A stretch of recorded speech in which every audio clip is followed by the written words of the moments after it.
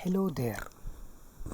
Um, my name is Hari Prasad. You can find my name over here, and this is my email ID. This video is specially for people who come to me. Many people come to me. They ask me like, can I learn? Can I learn VMware? This is the first question they ask me. Can I learn VMware vSphere Virtualization?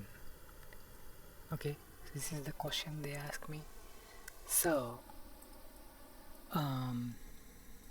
people come from different, work environment. So, they were much confused on whether I can learn vSphere VMware Virtualization. Okay, so first question is why this confusion comes along them, because people come to me from different backgrounds.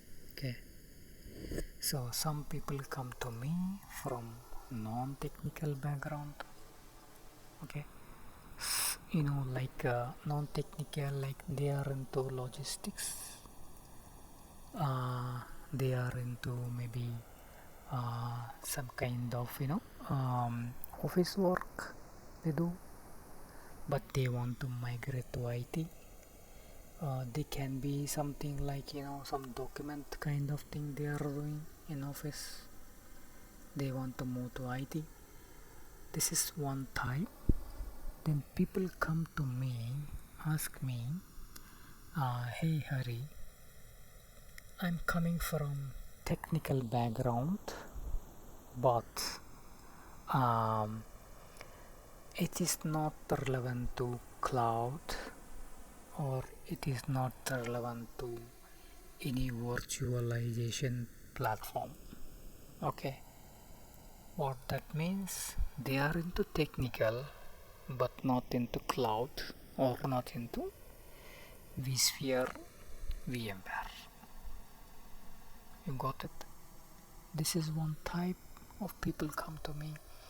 The other type of people come to me, they ask me, yes, I am technical person, but I am into, say, I'm a Windows administrator, okay, or I am a Linux administrator, okay, I am a Linux admin or Windows admin. I am a database admin, but they are not aware of cloud.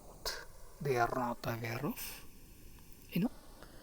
what is virtualization. Okay, of course, some other people also come to me, ask me, hey Hari, I'm into business, I'm running business, but it's not good. I want to come and join IT. So can I learn cloud and VMware? So different people come from different background, okay, and want to learn VMware. Okay, everybody is interested because it's very interesting topic, right? VMware is very interesting.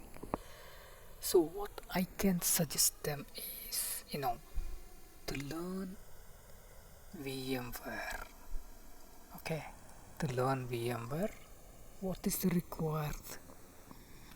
Yes, to learn VMware, it is very important that you need one nice laptop, okay, and you need an internet connection which is having good speed.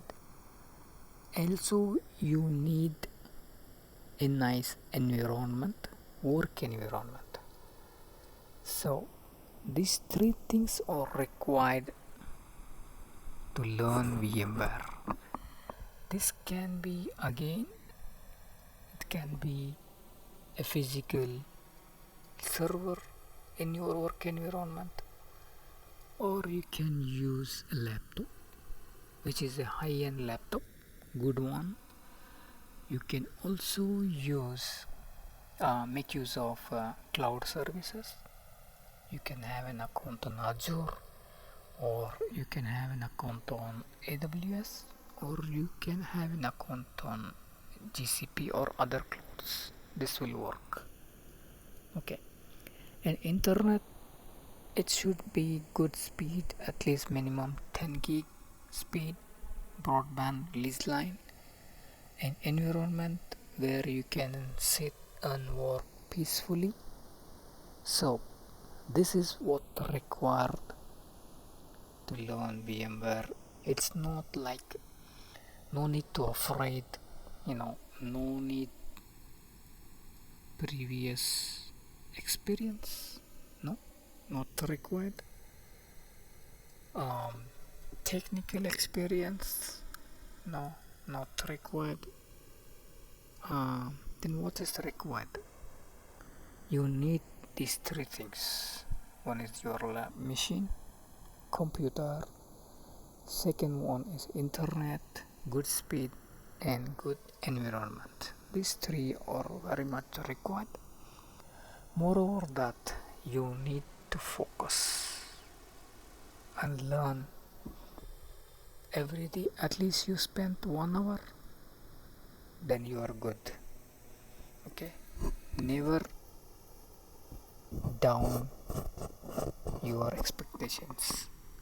Never say I cannot learn at any age. Age is not a factor here. At any age you can learn. That's fine.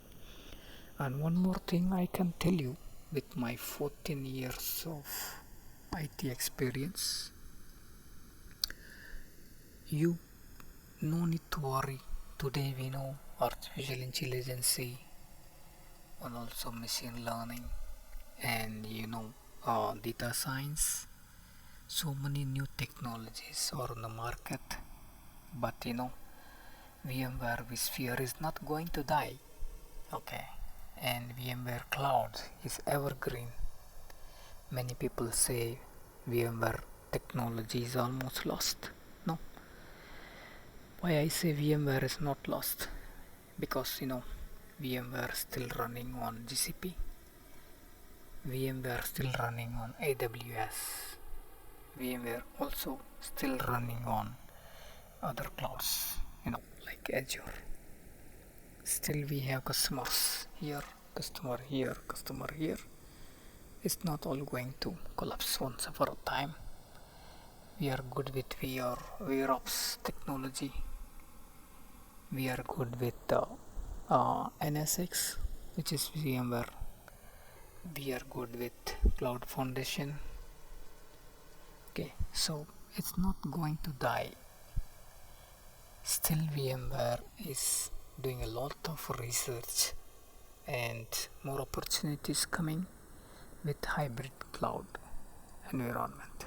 Okay, so where is the time? Today is the time. Okay, you can start immediately learning this. For you, I prepare one presentation here which is very simple. Again, I want to tell you that my name is Hari and this is my email ID. You can reach me on this email ID at any point of time. Okay, so quickly in another 5 minutes I'm going to show you what is just a brief discussion on virtualization basics. Okay, it's not going to cover entire VMware vSphere, but it's a basic and just part 1. So what is VMware vSphere? We are going to say this. What is the hardware you use for VMware? How do you select that hardware? Which is very important. Selection. What operating system you use in VMware? This is also very important. What is ESXi hypervisor? Yes, we will come to know this. And what are the benefits of VMware? Okay, so we are going to discuss all this in coming videos. Coming to my certifications, I'm certified VMware Data Center Professional and Advanced Professional. I'm also certified Azure Administrator AZ104 and 900. Also, I'm certified Artificial Intelligence Fundamentals.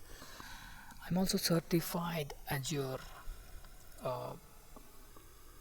Solution Architect.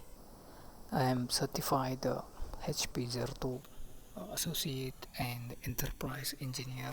Recently, I have completed my Zero Certified Professional for Azure. Okay, I don't want to go beyond this. I have more certifications, but I don't want to explain more about this. And let's move on to the next one. Coming here, a little bit of history of VMware. It all started in the year 98. I'm not going in deep of history because I know you all want to learn the real-time VMware experience, right? So just you should know the bit of history of VMware. So Dino, Scott, Mendel, Edward in 1998 they have started this VMware, and in 1999 Palo Alto VMware Workstation they have started. Slowly VMware was in the market in 2001, 2004 EMC is acquired, then in 2006 Dell acquired, and in 2023 December Broadcom has acquired, and today VMware is by Broadcom. So since the acquisition Broadcom, no, it has consolidated VCF and VVF, okay, and even perception license is taken away from VMware. Now you have two types of models, like you can go for VCF or VVF. Now coming to what is VMware, this is very interesting topic, right? What is VMware? VMware develops virtualization software. VMware itself is not a software, remember. VMware is a company. Okay, it's a company which develops virtualization software, okay, that are crucial for many enterprise IT infrastructure. Virtualization software. Now, what is virtualization software? This creates an abstraction layer over computer hardware. So, this allows the hardware elements of a single computer, like processor, memory, storage, and divide into multiple virtual computers called virtual machines. Each virtual machine runs its own operating system. That's the beauty of VMware, and behaves like an independent computer, even though it is running on a portion of the actual underlying hardware. Virtualization enables efficient computer hardware usage and allows cloud providers like AWS, IBM. So, just to explain you about this part, I will show you this one, this picture, where you can see the hardware here. So say this is Dell, and this is also a Dell hardware. Okay, so what happens when you install an hypervisor on this physical box? Okay, so when you install hypervisor,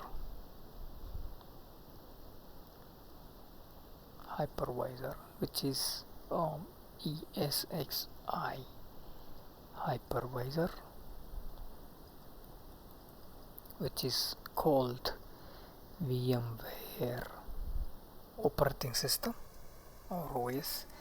When you install this on a physical machine like this, physical server, what happens is it will extract the hardware layer, or it will emulate the hardware layer, and will try to create the resource from this hardware, multiple resource I can say. I will show you one more video here. This one you can see this picture, one more, like this is the hardware box. Okay, so assume that this is Dell. Okay, Dell server, that is the hardware. Now you can see 8.6 architecture. Okay, so this is the physical server box.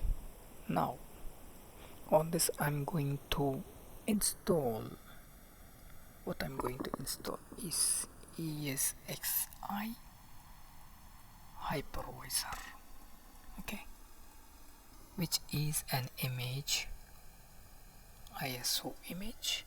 It's an ISO image.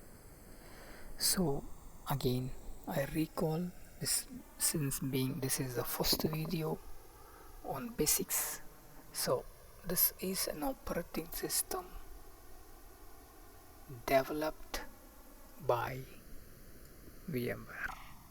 Remember, VMware is a company who does lot of R&D and develops many software. Okay, so this ESXi Hypervisor is a software developed by VMware that you install here on this bare metal server. We call it as bare metal server.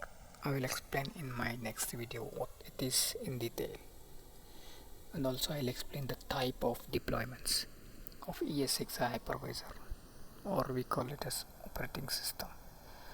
So when you install the operating system, what happens is the VMware Virtualization layer, it will extract these resources like CPU, memory, network, NIC, and disk.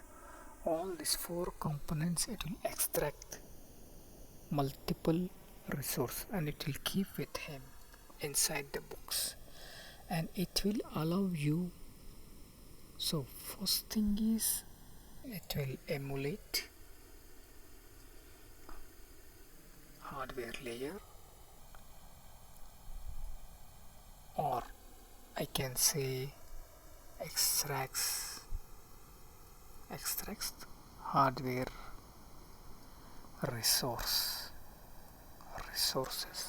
okay, like CPU, memory, NIC, and disk. Okay, it directly goes and sits on this 8.6 architecture. Okay, remember, your operating system ESXi Hypervisor will go and sit on this hardware layer. For example, I can show you. Say this is your physical box, also called hardware layer, where you have motherboard which is holding CPU, memory, network, and storage. So all four what you have here is here now. Above this I'm going to install my operating system hypervisor, right? You agree with me? Now once you install this operating system ESXi hypervisor here, what will happen here is this will do two things. The first thing is it will extract the hardware layer and try to create multiple resources of the hardware components like CPU, memory, NIC, and disk. First thing it will do that, but second thing what it is going to do is it will allow, what it will do, it will allow to create virtual machines, which is something similar to this one. Here we have one virtual machine. This is the second one. This is the third one. So you can create multiple virtual machines. So that's the beauty of VMware, how it will allow you to create multiple applications over these VMs. So the other plus point here is each VM on each virtual machine you will have an independent operating system running. Over that you can install your applications. Say VM1, here I install Windows. Say VM2, over here I'm going to install Linux, and VM3 over here I'm going to install Windows Server. This will be Windows Server 20, say 19, and this will be 2022. Similarly, you can have multiple operating systems running on multiple VMs, but the physical hardware is only one. So that is the Dell server. So that's the beauty of VMware. Got it? So it enables more efficient hardware. Okay, so you can best utilize the hardware, and your resources can be best utilized on VMware environment. Okay, now coming to benefits. So improved return of investments, that is ROI, more efficient use of energy and space, optimize IT operations. These are the benefits of VMware. Now coming to this slide, what is VMware Hypervisor? As we already discussed, we know what is VMware Hypervisor is ESXi Hypervisor. VMware virtualize physical computers using the core hypervisor. So what it is doing here is a hypervisor is a thin layer of software that interacts with the underlying resource of physical computer and allocates the resource to other operating system known as the guest. So hypervisor separates each guest OS, so each can run without interference from the others. Okay, so it won't affect the performance of operations of other systems running in the host. Okay, so for example, the beauty here is, say if this virtual machine is down, that doesn't affect the other virtual machines to bring down. No, the other virtual machines keep on running. Even if this virtual machine is down, no problem, the other virtual machines are still running. So what happens when a VM is down? Okay, so the application goes down, the operating system is crashed, or say it is hung for some reason. So your operating system is hung or crashed, or so naturally your application is down. For this, VMware has done a lot of research, and we have something called high availability and DRS solution. This is automation DRS, where automatically if a virtual machine is down, failed or crashed, so automatically we can bring up this virtual machine, and using the HE policy and DRS policy, and keep the VM live. Okay, we can also do the other thing like backup. We should have a proper tool for backing up the virtual machines. You can restore from backup the VM within fraction of seconds. This is possible. Restore the virtual machine. Okay, understood. So this about the hypervisor and what is hypervisor here doing the great thing in the VMware environment. So coming to hardware, VMware hardware, most of the production environment, three types of hardware we are using, like Cisco UCS we use, and also we are using Dell VxRail. Most of the environments, Dell VxRail is highly recommended for VDI environment, and this is HP Brilliant. This is HP Brilliant. We are for many customers. We are also using HP Brilliant servers. Like this one, you have HP Brilliant DL also. And many customers, what I see in the real time, many customers are also using the Dell Power Edge M series 640 or R series 640 or 750, even T series. This is a tower type. For few customers we do have this tower type.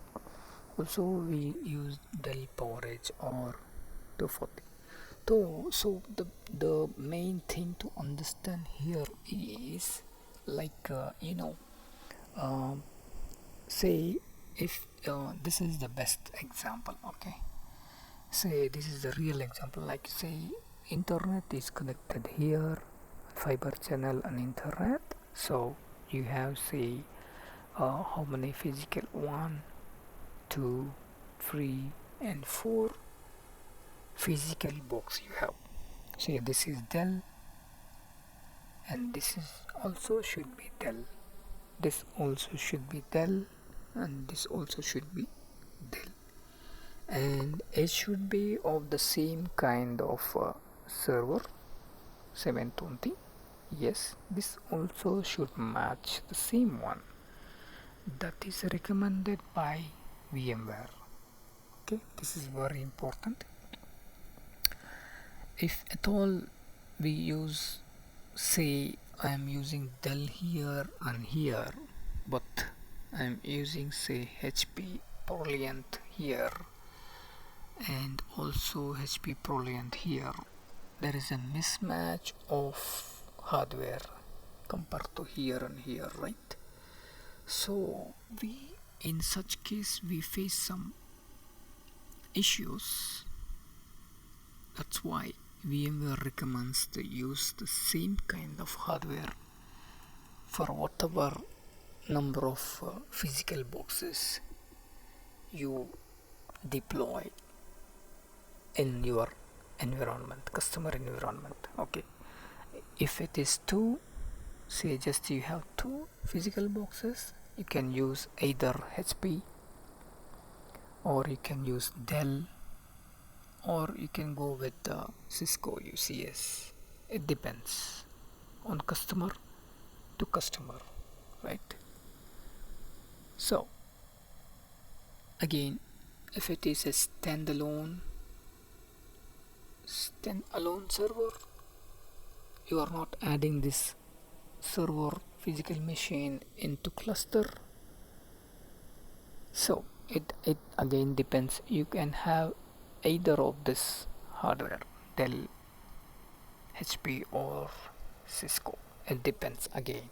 Okay, so VMware highly recommends to always use similar kind of hardware for whatever number of physical hardware boxes you use in your environment, because generally in the real time in the production environment, you are going to enable HA, you are going to enable DRS, because in case of any failure of the physical hardware, all these virtual machines running here should automatically migrate onto the other available hardware resource box.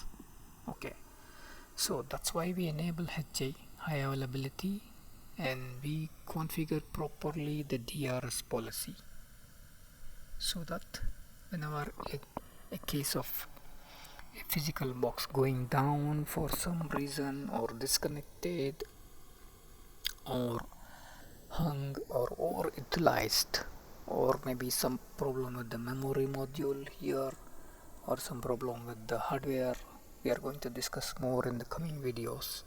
In such case, these two very important features will helpful in moving this VMs onto the other physical box. We use the word called migration, so it automatically migrates using the DRS policy and HA policy. So coming to the recommendations, so it's always recommended to use a similar kind of hardware on all the 4 physical boxes. Either you use good with HP, Dell, or Cisco UCS. So this is very important while choosing the hardware. I said like issues we'll see if you use a different kind of hardware, like while you migrate the VM, the VM may not successfully migrate or move to the other physical box. Okay, some challenges also while taking the snapshots, you will see some kind of issues because of different unsimilar hardware you have selected. Of course, there is an option to select a checkbox like unsimilar hardware can be used, but in the real time it's not going to work. Okay, because we have seen so many consequences and failures with similar hardware. Okay, so I'm going to stop here for today. We are going to continue in our next sessions. In our next video, part 2, we'll discuss more about this. If you have any questions, you can email to me on this email ID. Thanks for watching my video.